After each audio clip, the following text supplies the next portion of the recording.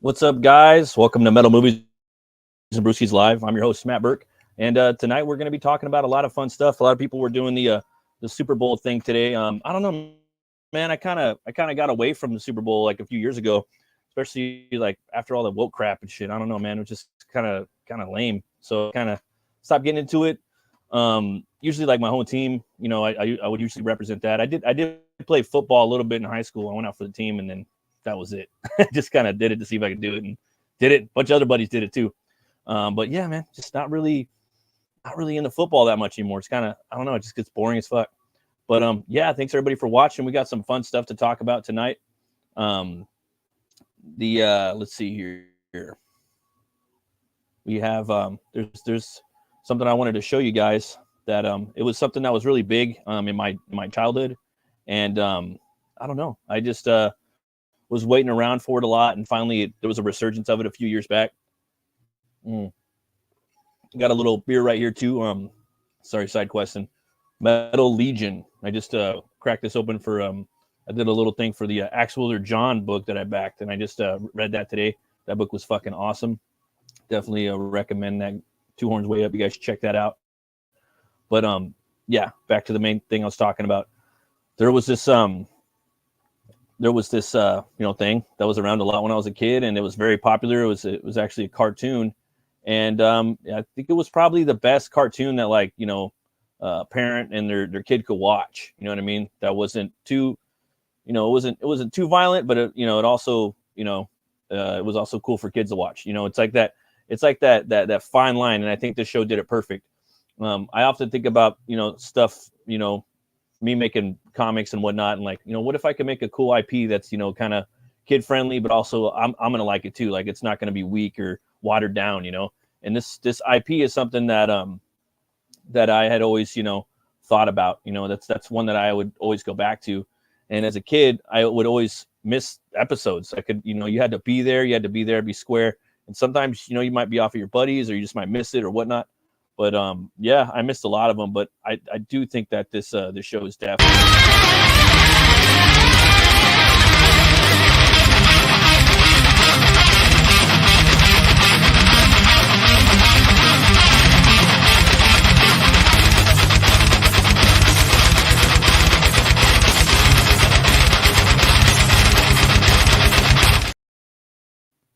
Gargoyles, man. This was a big show when I was a kid, man. I love the show. I actually got, I think one of the I had a bunch of the toys. I had the Goliath toy. Everybody liked Goliath. He was just the best, dude. He was just like a kind of like a Scottish, you know, kind of like Monster Conan, dude. He kind of looks like Conan in a way. He doesn't, but he hardly uses weapons.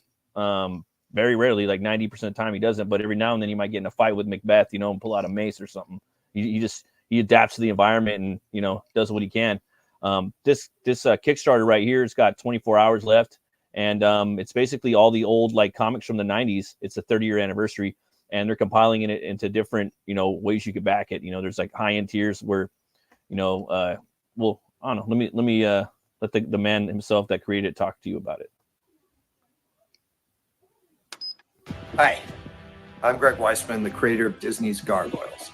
In 1991, my team and I began crafting a unique new comedy adventure series about a clan of medieval Scottish gargoyles who awoke in late 20th century Manhattan.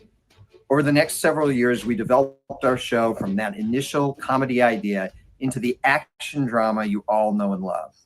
And when the show debuted in 1994, the fan response was instantly incredible, eventually spawning toys, collectibles, conventions, and multiple comic book series. Over time, those comic books have become, unfortunately, almost impossible to get, costing hundreds of dollars on auction and collector sites. There are so many fans who want to read those classic tales but have no way to find back issue copies. But now, as we're getting ready to celebrate the 30th anniversary of Gargoyles, we have the opportunity to collect these old comics produced decades ago by Marvel and SLG into 3 beautiful deluxe editions for all of you and our incredible supporters. These editions have been meticulously restored from the books that are long out of print, and they've been compiled into softcover, hardcover, signed editions, and even super rare Gargoyles 30th anniversary limited editions for your reading pleasure and immaculate display on your bookshelf. The anniversary editions are the gold standard, literally, wrapped in leather with a gilded gold paper and foil stamping. Will be the gem of your Disney collection. These stories are a wonderful time capsule into Gargoyles history and include single issues from the canon SLG run that were never published as individual comic books. The Bad Guys series is especially hard to find and was only collected in the trade paperbacks published back in 2009. That's dope. Being able to finally give fans the fully remastered comic series is something I've wanted to do for years. And that's not all. We have special limited edition comics, lithographs, original hand-drawn commissioned art by Jay Lee and Amanda Connor. I'm especially excited to be part of this Kickstarter project because it gives Disney fans from all over the world a chance to pre-order and reserve these books and be a part of this wonderful return of Gargoyles to comics. We want all of the Gargoyle Nation to share in the celebration with us as we bring back long out-of-print tales and continue the Gargoyles story with brand new legends, so please let your friends know. Thank you for your continued support and excitement over Gargoyles. It's because of all of you fans that we have the chance to revisit this special series with these beautiful collections, as well as our brand new comics from Dynamite. Thanks. It's pretty awesome, man. I know Dynamite's been making some comics. I haven't picked any of them up, but I would definitely buy these comics. I love the lore, man. They have cool characters in here. I like Macbeth a lot. He was kind of reminded me of like Sean Connery mixed with Blade. He was like a gargoyle hunter from Scotland, and a little bit of Highlander too. Yeah, like all three of those put together. I like this group of they were kind of like American Gladiators mixed with like reality TV show kind of, but before like reality TV, they were called the Pack. You had like Jackal and Wolf, and Wolf was like this buff, like kind of Wolverine looking dude with a beard. He reminded me of Wolverine, but he was voiced by Clancy Brown, and I think Matt Frewer did one of those. There was Wolf, Jackal, Fox, Dingo. It was like an Australian guy, and yeah, man, those pretty cool episodes. One of them, they took some juice and kind of turned more like animal hybrid. But there's a bunch of volumes in here. I would get the soft cover. I mean, if I was a millionaire, I'd get that fucking deluxe one right there. It's like $1,500, but it's got that badass like metal case right there. Yeah, dude, this shit's metal as fuck. I wish I could get this. And it's it's on fucking Disney Plus. And the thing about Disney, man, they sit on they swoop up all these IPs and whatnot, and they're sitting on a gold mine with the Wiseman that created this, man. This came out right when like Ninja Turtles and Batman the Animated Series was popping, and this was like a perfect cross between the both. Yeah, they have episode like all kinds of crazy stuff. A lot of different voice actors, a lot of the talent from like Star Trek: The Next Generation does voices on here. A really cool clone character right there. I think his name was Thylog. It was a clone of Goliath. And the toys, man. We're gonna have to cover that sometime on the show. They got some badass toys. But yeah, man, come check out the campaign. If you can, you guys could get the Goliath stuff. I know there's a lot of Gargoyle fans out there that would love this stuff. And yeah, man. So one thing about Kickstarter, man, they bring the big campaigns, dude. Like they did with the Dracula the Impaler. They did with I think that big Spawn toy. They do a lot of the big shit compared to like Indiegogo and the other shit. So it's one cool thing about the site. But yeah, go over there and check it out. I was watching this channel on YouTube called I think it's called WF, like the Y Files, and man, they got some really cool videos on there. I had never even heard of the channel. I see a lot of shit on YouTube and TikTok and whatnot, and there's a lot of false, it feels like, information out there. A lot of this like monster hunting, like globe-trotting events or ghost stories that are just kind of bullshit. But this channel seemed pretty legit. I went and checked this one out, and I don't know, man. It had some cool stuff on there. But before we get into that, I wanted to show you guys a little something, before we go on.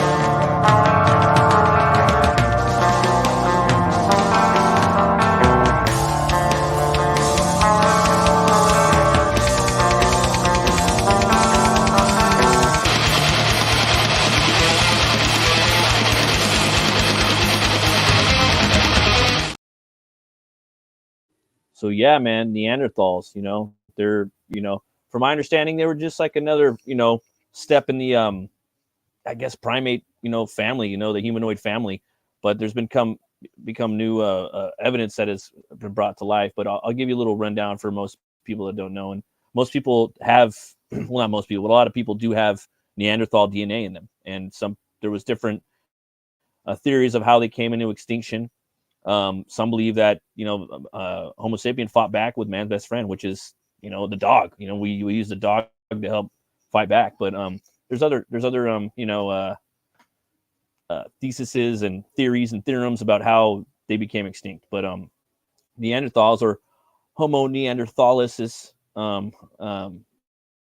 are an extinct species or subspecies of archaic humans who lived in Eurasia around about 40,000 years ago. The type specimen Neanderthal was found in 1856 in Neander Valley in present-day Germany. The line of Neanderthal split from one of the modern humans, but when the occurred is not clear. Studies have produced various times ranging from, 315,000 to more of 800,000 years ago. Damn.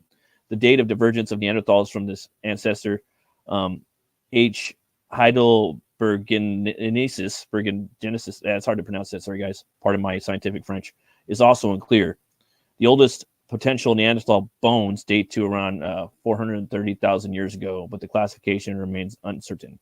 Neanderthals are known from numerous fossils, especially from after 130,000 years ago. So there's a lot of really, I don't know, man, basic like Neanderthal images out there. I usually pull up stuff for this Monster Hunter Slayer segment of the show, but I don't know, it's nothing really crazy. A lot of them just kind of have like big noses and big like furrowed brows. Kind of look like Jason Momoa a little bit, but not as pretty or whatever. However, back to that show, I wanted to show you guys a little something about this dude's take on it.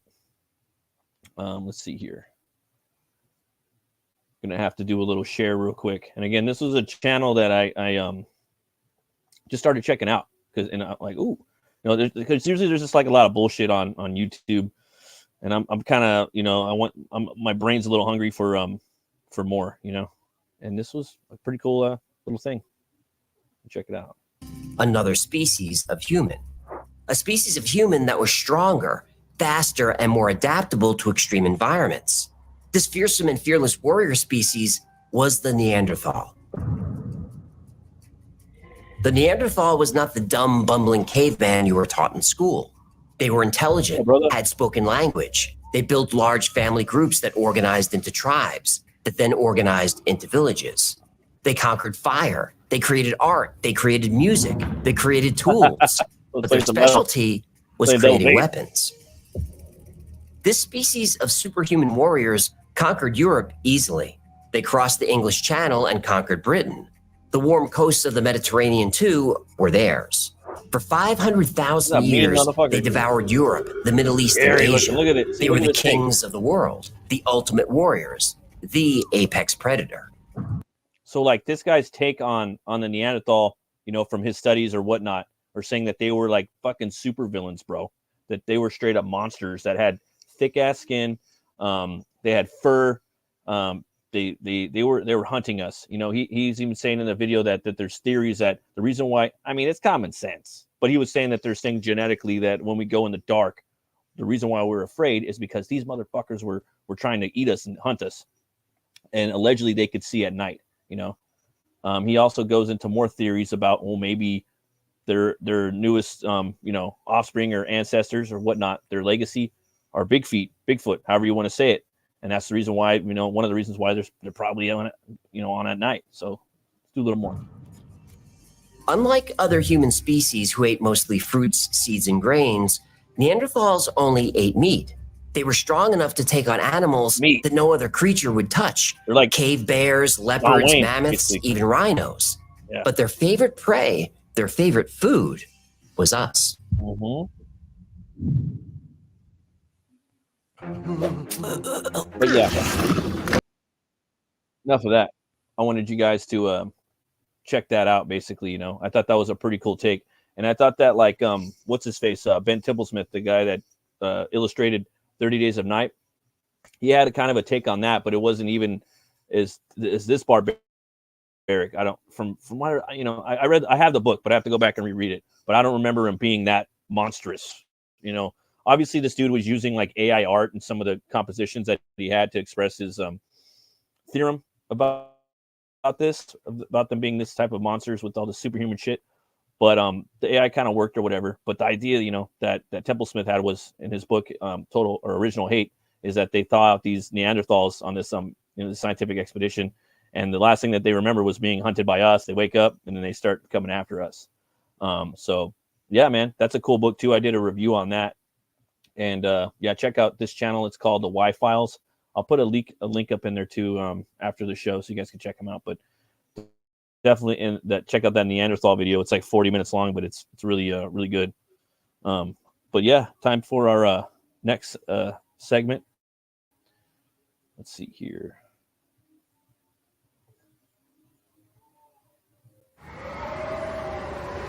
Black Metal Decode.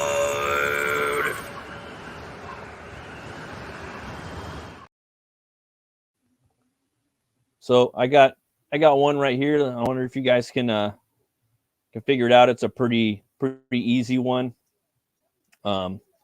I don't know. I kind of picked an easy one. That's a pretty dope labeled logo too. Again, it's not too crazy on the on the black metal label design, logo design front, but it's pretty dope.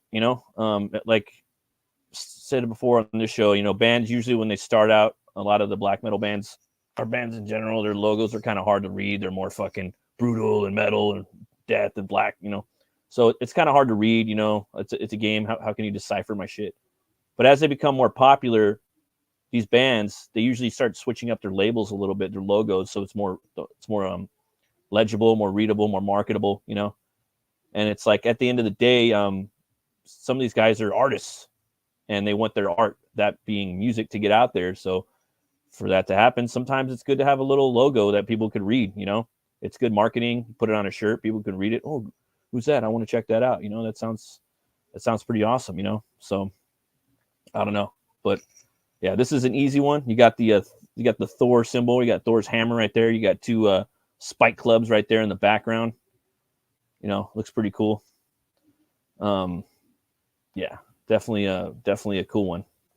I'll give you guys a couple more seconds to check it out, and then yeah, I'm gonna reveal it if no one else does. So give you guys a couple seconds. I can't wait to check out some more of that dude's videos, man. He had one on like the I forgot, it was like an island, I think Plum Island or something like that off of Jersey. They were talking about all these crazy experiments and shit. It's just, oh man, I love listening to that stuff when I'm drawing. Usually I'll be popping in the live streams and shit like that, and they're kind of a lot of tubers are kind of regurgitating the same bullshit on every channel. So it's cool to get some new stuff. But all right, let's see here. I can never get these. Yeah, I know they're hard. You got to decode them, man.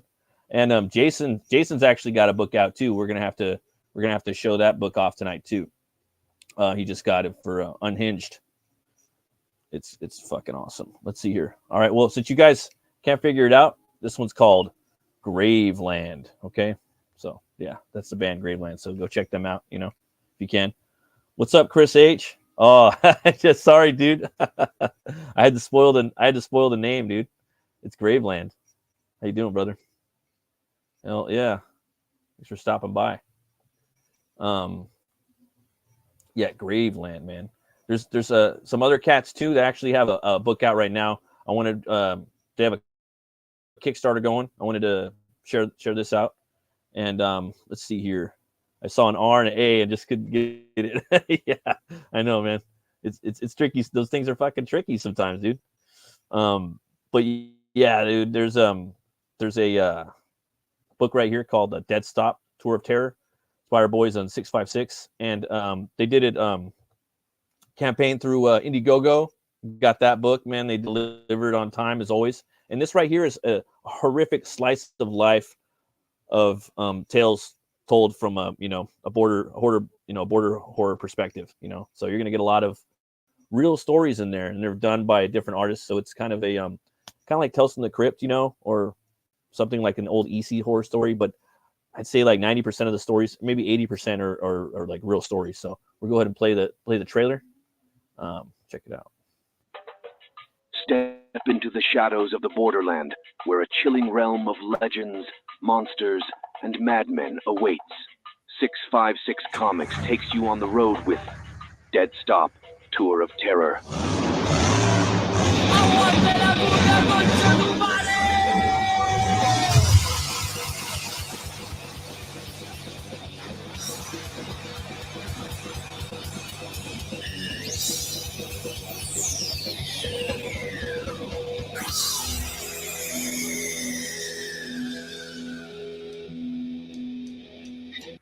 Yeah, the book looks pretty crazy.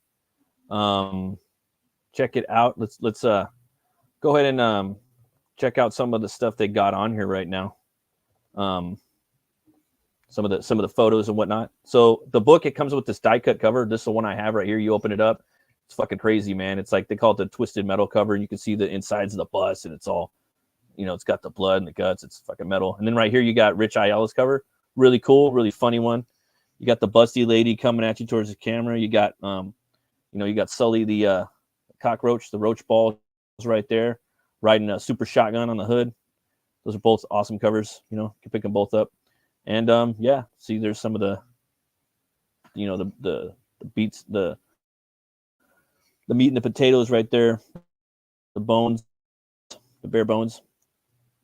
This is it right here. I mean, just like the bus drivers down there, a lot of this takes place in Juarez. They drive by, they have they have gun battles, the bus drivers, man. Like this, it's an immersive experience, man. Slice of life border horror.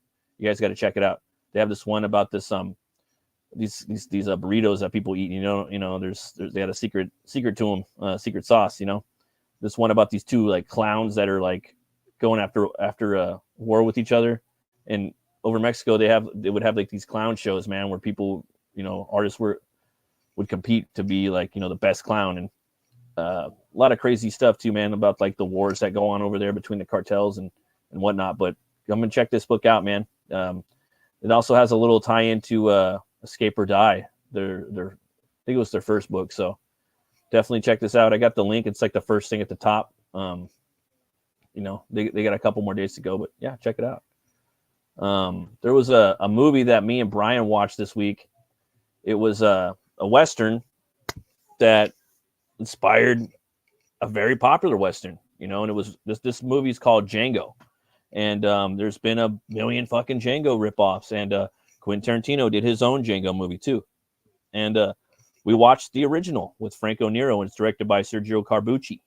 And this movie was fucking awesome. It's on Tubi right now, and it just had a lot of really cool like gothic imagery, and just, I don't know, man, a lot of really cool things about it. The character was a badass, he had a lot of really cool shticks and gags, and just very engaging. It's dubbed in, so if you're not used to watching like older movies that have been, there's no subtitles but they're dubbed, it takes a while to kind of get used to it. But once you get used to it, it's fucking awesome. But I figured we could check out the trailer for that, and you guys could tell me what you think about it, just by the trailer. But I don't know, I was sold, and I thought this dude was like an uber fucking badass dude. This is it right here. A century ago, on the low hills along the border between the southern states and turbulent Mexico, a mystery man appeared. A man with a sad, impenetrable face. Django, Django, have you never loved again? Love will live on. That's the Army of Darkness right there, where Ash is walking in the beginning of the movie.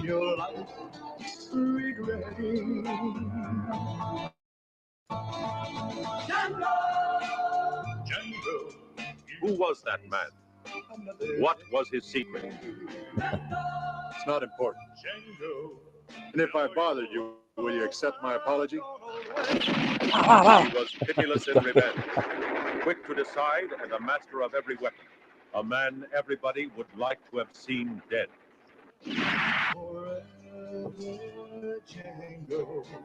Yeah, his name is Django.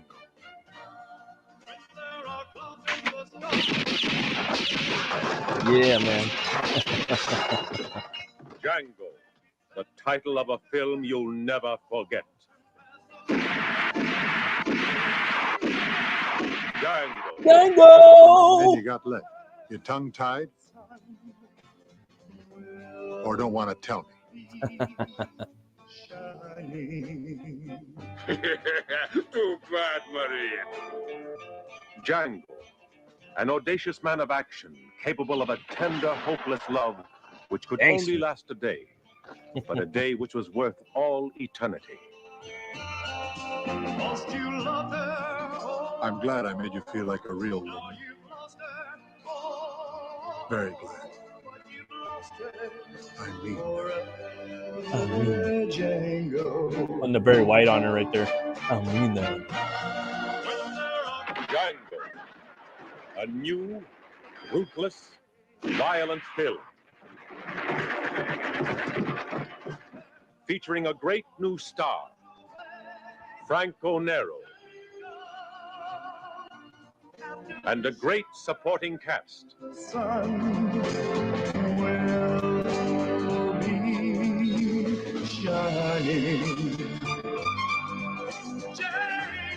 That fight right there is badass. Yeah. Pretty brutal.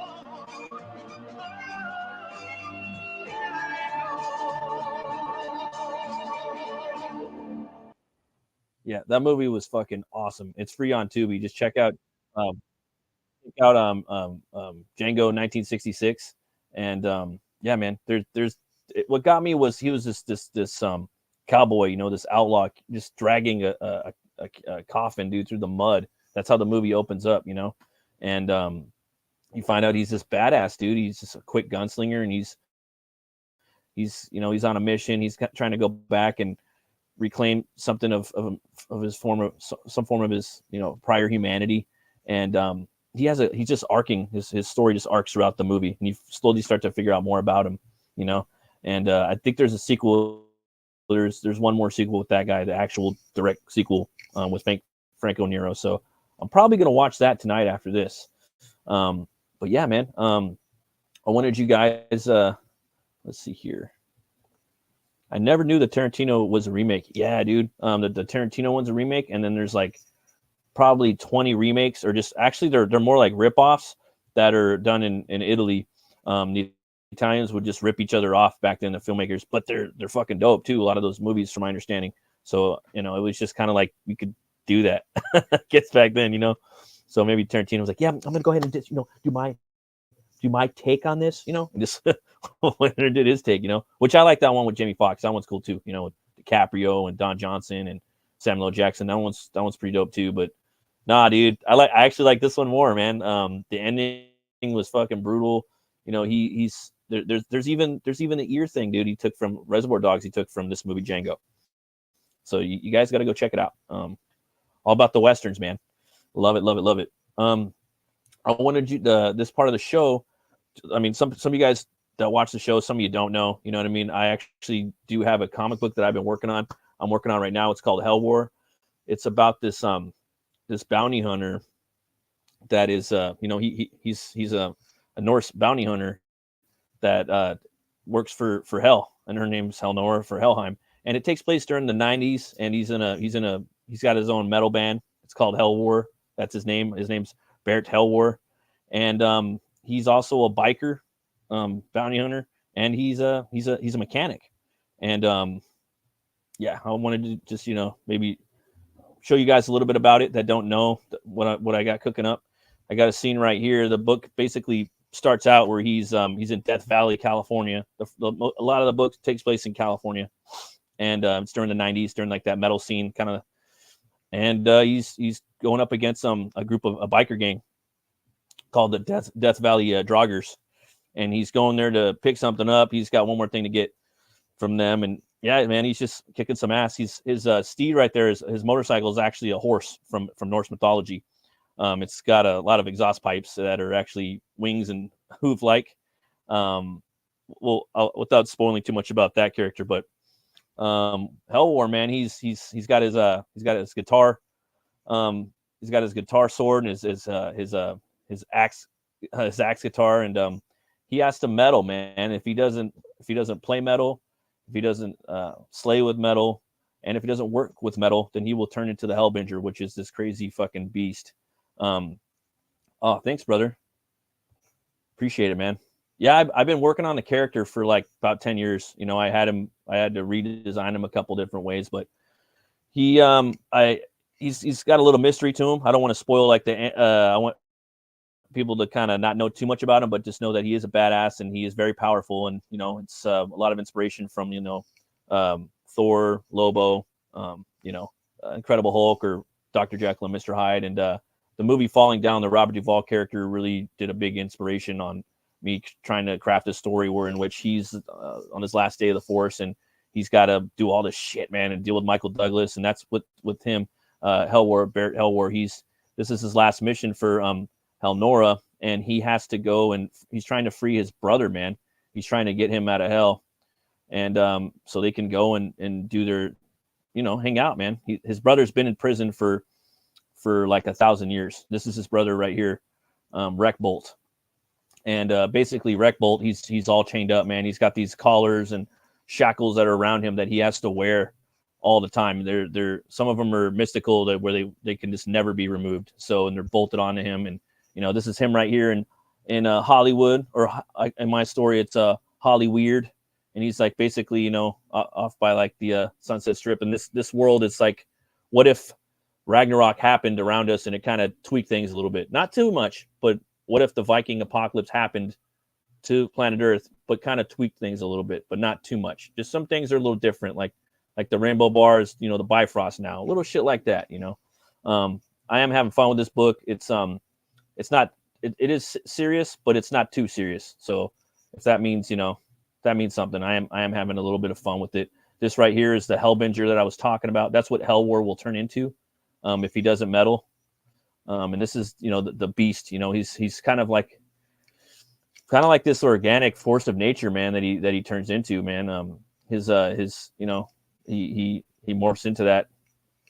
And yeah, I thought I'd let you guys check that out. And also I have yo, what's up? How you doing, Brian? Nice seeing you, buddy. Falling Down, yeah, man, I really like that movie a lot. I like just everything about it. I think it's Schumacher's best. Definitely the best movie, I think, by him, and in my top 10 favorites. Dig it, man. Indie as hell. Thank you, sir. Yeah, I'm trying, man, and I wanted to do a little baby shill, you know, for the channel, let people kind of know about it. And there's let's see right here. That's Helnora. This is Helheim right here. This is him.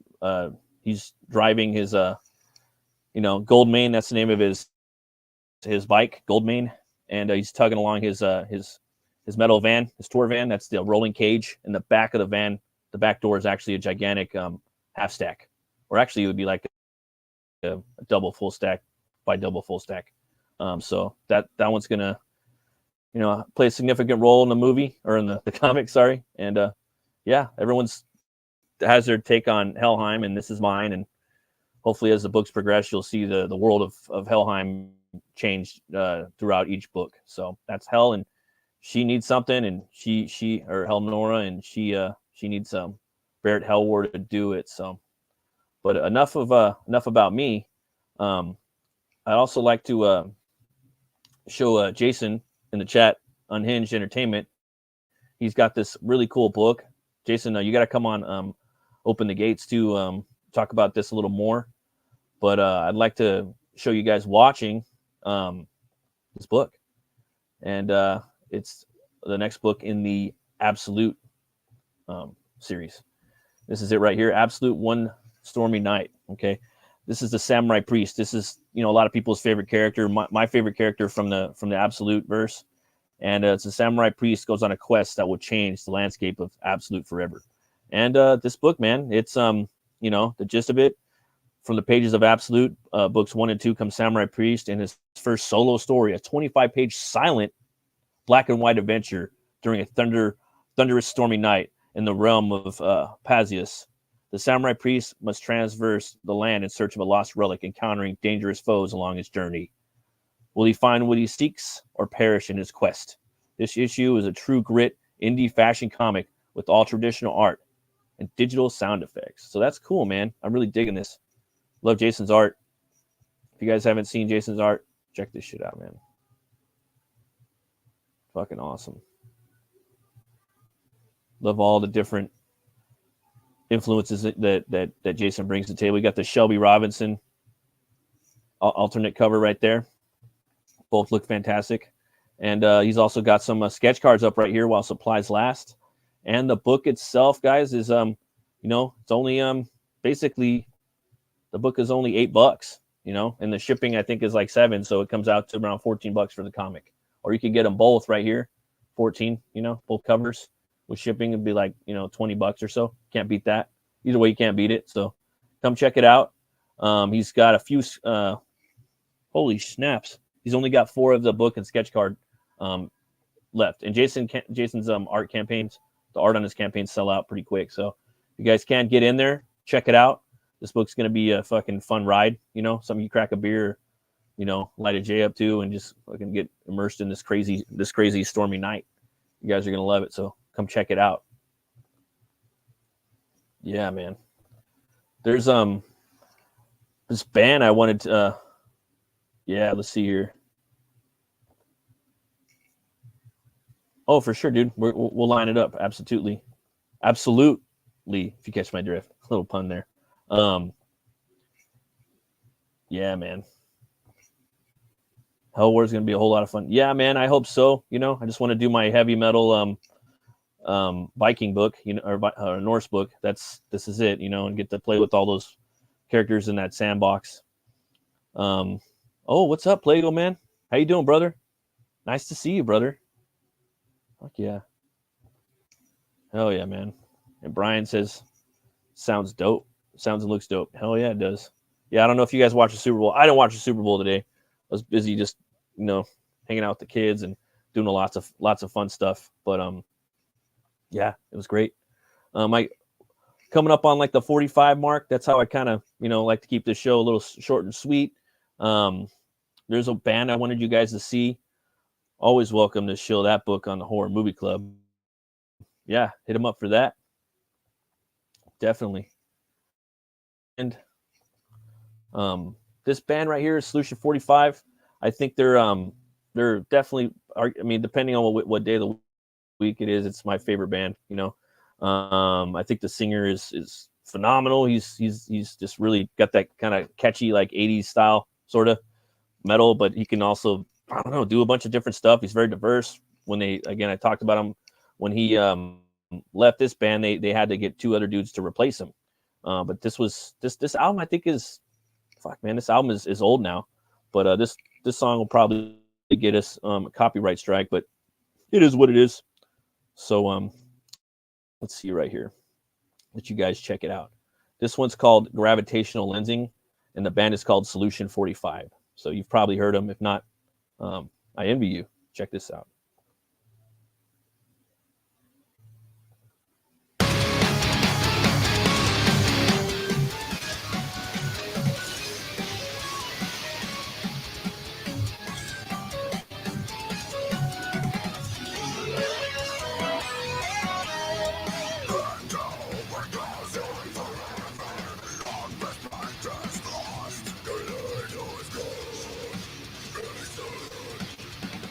Back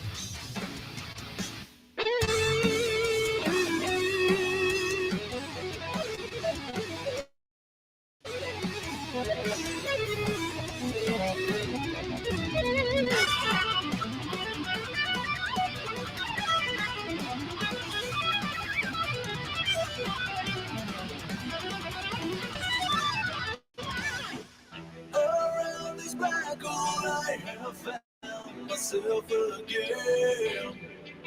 Brought up the answers for my sin eyes away. Traveling in circles, I have found myself again. No way to face it straight inside the lonely. Here in the night of nights, when nothing shines, I brought the flame down on it all. I'm forgiven. In time the flame will die. The only hope I have to find, to never deny, never regret. The masquerade is over.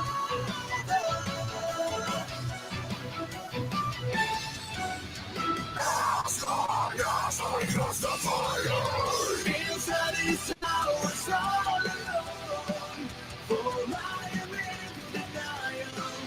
Oh, never again will I direct my shields against another, but turn it on myself.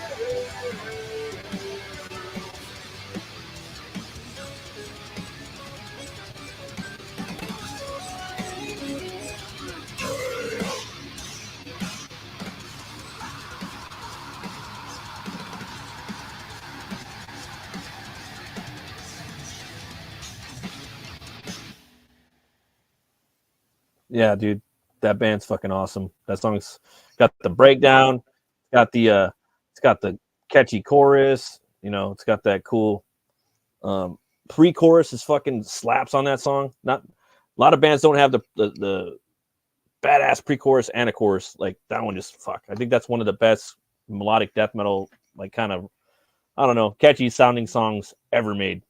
Always love play that song out like a motherfucker. But anyways, thanks everyone for stopping by, that stopped by, and that, you know, they're watching this on the replay or whatnot. And if you can, go check out these campaigns that I showed, and maybe that YouTube channel. I think you guys will really get a kick out of them. I really do think they're fucking awesome. And yeah, thanks everybody for tuning in. Usually do this show on Saturday nights, but I had to go to a party yesterday, so that one didn't work out. So I did a Sunday show. So, oh, thanks, brother. Thanks for stopping by, man. I really appreciate it. And yeah, everybody have a great week. Have a productive week. It's like, I feel weird telling people to have a productive week. Like, well, fuck, you have a productive week. But it's just like, nah, man, it feels good to have a productive week. Yeah, man, have a productive week, everybody. And I'll see you on Thursday. We're gonna have Hart Fisher, the Outlaw Comics King. He should be on here. I can't wait to talk to him about a multitude of different things. And he's going to be talking about his book, Poems from the Dead. Yeah, a lot of other things. That one should be a really fun show. So yeah, as always, folks, just remember to be bold, be brave, and roll the bones to know your role. I'll see you when I see you. Take care. Goodbye. Stay productive. And I love you. Given a knife to break down all the meat and bring up the plate to cut down all the beats. Tell me nothing to lift. The baby and protect. I'm ready to name for myself and get the time to drink up with the fear in the eyes of everyone that goes right back. And I felt the cold chill entering my body from all sides. I awakened from a moment of gloom inside a skeleton.